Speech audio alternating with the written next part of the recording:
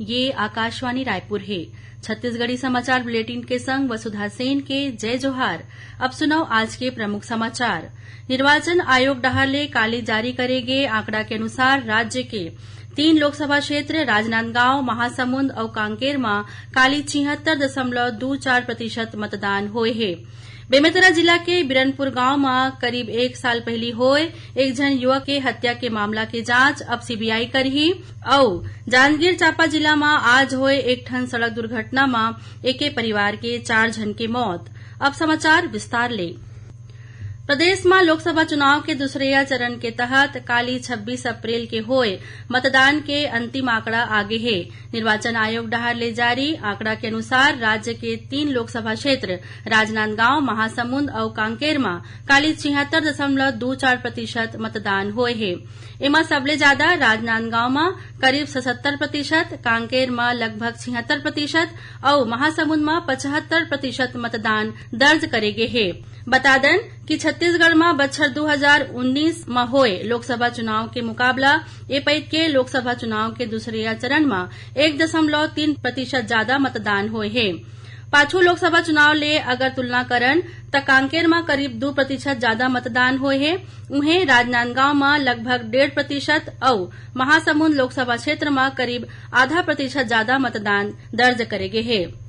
ये सबो लोकसभा क्षेत्र के अंतर्गत विधानसभावार आंकड़ा ऊपर नजर डालन त राजनांदगांव लोकसभा क्षेत्र के अंतर्गत 8 विधानसभा क्षेत्र आथे, जिहां डोंगरगांव विधानसभा क्षेत्र में सबले ज्यादा 82% मतदान हुए है। फिर सबले कम मतदान पंडरिया विधानसभा क्षेत्र में करीब 71% दर्ज करे गे है। जिहां तक महासमुंद लोकसभा क्षेत्र के बात है त एखर अंतर्गत 8 विधानसभा क्षेत्र आथे, जेमा बिंद्रा नवागढ़ विधानसभा क्षेत्र में सबले ज्यादा करीब 81 और सबले कम महासमुंद विधानसभा क्षेत्र में 69% मतदान दर्ज करेगे है। फिर कांकेर लोकसभा क्षेत्र के अंतर्गत 8 ठन विधानसभा क्षेत्र मन ले सिहावा में सबले ज्यादा करीब 80% और गुंडरदेही में सबले कम 74% मतदान दर्ज करेगे है। बेमेतरा जिला के बिरनपुर गांव में करीब 1 साल पहली होए एक जन युवक के हत्या के मामला के जांच अब सीबीआई करही। इस संबंध में केंद्र सरकार काली अधिसूचना जारी कर दे है। केंद्रीय जांच ब्यूरो सीबीआई केंद्र सरकार के अधिसूचना के आधार में ये मामला ले संबंधित 12 जन आरोपी मन के खिलाफ फिर मामला दर्ज कर ले है। बता दें कि बिरनपुर गांव में पाछू बछर 8 अप्रैल के 2 समुदाय के बीच होए झड़प में एक जन युवक भुवनेश्वर साहू के मौत हो गई रहीस। ये मामला में पुलिस 12 जन आरोपी मन ला गिरफ्तार करे रहीस। ये सबो आरोपी अभी हिरासत में हैं। राज्य में भाजपा सरकार बने के बाद राज्य सरकार ये मामला के जांच सीबीआई ले कराए के घोषणा करे रहीन। राज्य सरकार के सहमति के बाद केंद्र सरकार ये मामला ला सीबीआई ला सौंप दे है।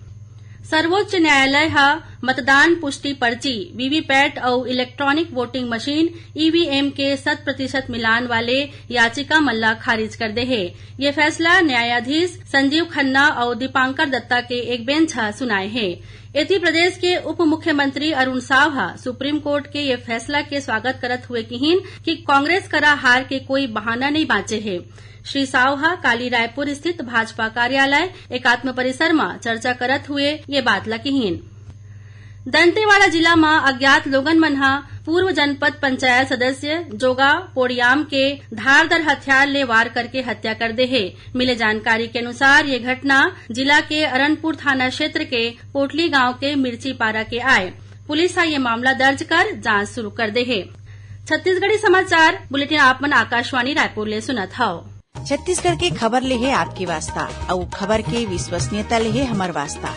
आकाशवाणी समाचार रायपुर के प्रादेशिक समाचार बुलेटिन के संगे संग हमार समसामयिक कार्यक्रम आप रेडियो के संग अपन मोबाइल में घलो सुन सकत हो। आकाशवाणी समाचार फेसबुक, ट्विटर और यूट्यूब में घलो हावय। हमार फेसबुक पेज हरे Chhattisgarh news on AIR, Twitter handle CGAIR news और हमार यूट्यूब चैनल हरे छत्तीसगढ़ AIR न्यूज। तो अब रेडियो के संगे संग आपके मोबाइल के माध्यम ले हम आप तक पहुंचत हन। छत्तीसगढ़ के हर खबर पर सुनत रहो आकाशवाणी समाचार। अब आगू बाड़ो में बातें समाचार कोती। जांजगीर चांपा जिला में आज हुए एक ठन सड़क दुर्घटना में एके परिवार के 4 जन के मौत हो गए। एमा एक जन नोनी और एक जन महिला शामिल हैं। मिले जानकारी के अनुसार ये सबो जन आज बिहनिया मोटरसाइकिल में सवार होके शादी समारोह ले लौटत रहीन। यही दौरान जिला के मुलमुला थाना क्षेत्र के आरस मेटा गांव करा एक ठन ट्रक के चपेट में आए ले नोनी समेत 3 जन के मौका में ही मौत हो गई, जबकि गंभीर रूप ले घायल एक जन महिला अस्पताल में भर्ती कराई गई रही, जिहां इलाज के दौरान ओखरो मौत हो गई। पुलिस हा आरोपी ड्राइवर ला गिरफ्तार कर ले है। ये हादसा के बाद गुस्साए परिजन और स्थानीय लोगन मन घटना स्थल में चक्का जाम करीन। बाद में पुलिस के समझाइश के बाद मामला शांत हुईस। लोकसभा चुनाव के तीसरे चरण के तहत सब्बो पार्टी मन के स्टार प्रचारक मन डहार ले अपन प्रत्याशी मन के पक्ष में प्रचार करे के सिलसिला जारी है।